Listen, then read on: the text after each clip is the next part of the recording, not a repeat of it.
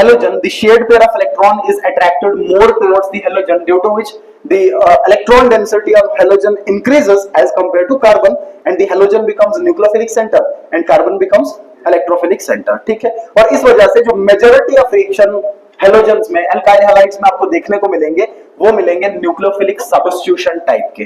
जैसे न्यूक्लियोफाइल आएगा, कोई इनकमिंग न्यूक्लियोफाइल आएगा, आके इस पे अटैक करेगा और ये ऑलरेडी प्रेजेंट जो न्यूक्लियोफाइल होगा इसको हटा देगा, इसको सब्स्टिट्यूट कर देगा। इसलिए मेजॉरिटी में कौन से रिएक्शंस हो जाते हैं?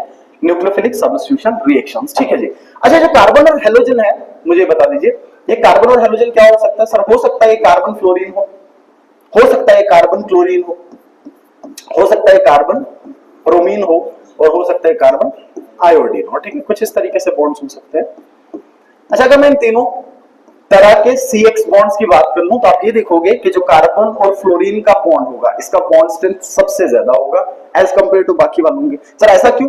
क्योंकि ये जो फ्लोरीन होगा, मुझे पता है इस फ्लोरीन के कौन से ऑर्बिटल ने पार्टिसिपेट किया होगा बॉन्डिंग में? सर इस फ्लोरीन के 2p ऑर्बिटल ने पार्टिसिपेट किया है क्योंकि इसका वैलेंस ऑर्बिटल ही आपके पास 2s2 और 2p 5 होगा, तो इसके 2p सबशेल ने पार्टिसिपेट किया होगा। अच्छा, मुझे बताओ इस कार्बन के कौन से ऑर्बिटल ने पार्टिसिपेट किया होगा? मान लीजिए इसके 3p ने पार्टिसिपेट किया, इसके 4p ने और इसके 5p ने, पार्टिसिपेट किया होगा ओवरलैप में।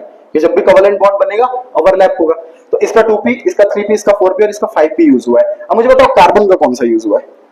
शाबाश। तो कार्बन का कौन सा ऑर्बिटल यूज हुआ है? sp3। कार्बन का कौन सा यूज हुआ? क्यों? क्योंकि कार्बन हाइब्रिड ऑर्बिटल का यूज करेगा।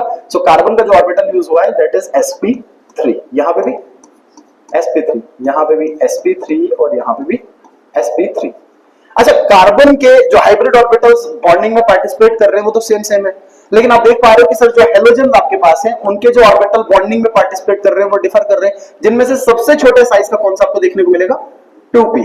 और जितना n का वैल्यू कम उतना ओवरलैप ज्यादा इफेक्टिव, जितना n का वैल्यू कम होगा ओवरलैप उतना तगड़ा हुआ होगा।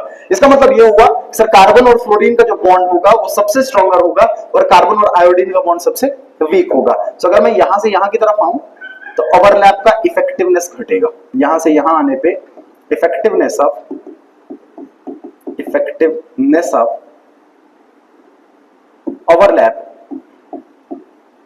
Overlap decreases.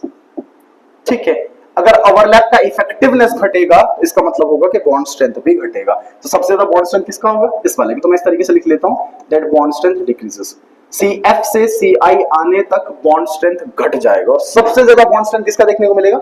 CF का। और सबसे कम किसका देखने को मिलेगा? CI। सर इसका मतलब ये हुआ कि अगर C और F का बॉन्ड स्ट्रेंथ